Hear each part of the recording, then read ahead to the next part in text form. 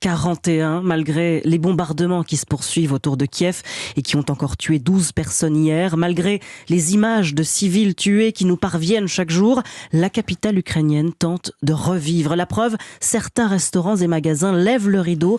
L'espoir renaît, comme le montre ce reportage de l'envoyé spécial d'Europe 1 à Kiev, Nicolas Tonev. Sur la rive est du Dniepr, un pub irlandais que Roman, le gérant, vient de relancer. Le premier jour, il y avait peut-être 10 clients. Hier, déjà 50. Il y a plus de monde. Dans le nord-ouest de la ville, un magasin de vêtements de sport, ouvert depuis 5 jours. La vie revient doucement. Avant la guerre, on avait un passage de 500 personnes par jour dans le magasin. Là, c'est une centaine, mais les gens achètent. La vie revient lentement, mais elle revient. Les vélos en libre service sont revenus sur les trottoirs. L'anarchie totale d'une circulation sans règles devient dangereuse avec le retour en grand nombre des véhicules. Chaque jour, il y a plus de monde. Cela se voit au parking. Quand on est revenu, il y avait 3 voitures en bas de l'immeuble et là, il y en a plus. Rive Est, à nouveau, Liena est revenue il y a plus de 3 semaines avec son mari et ses 3 filles, plus rassurée à Kiev qu'en dehors de la capitale. Dans la tête et dans le corps, la situation est sous contrôle. Ici, quand tu vois des enfants jouer, les magasins ouverts, les combats sont loin.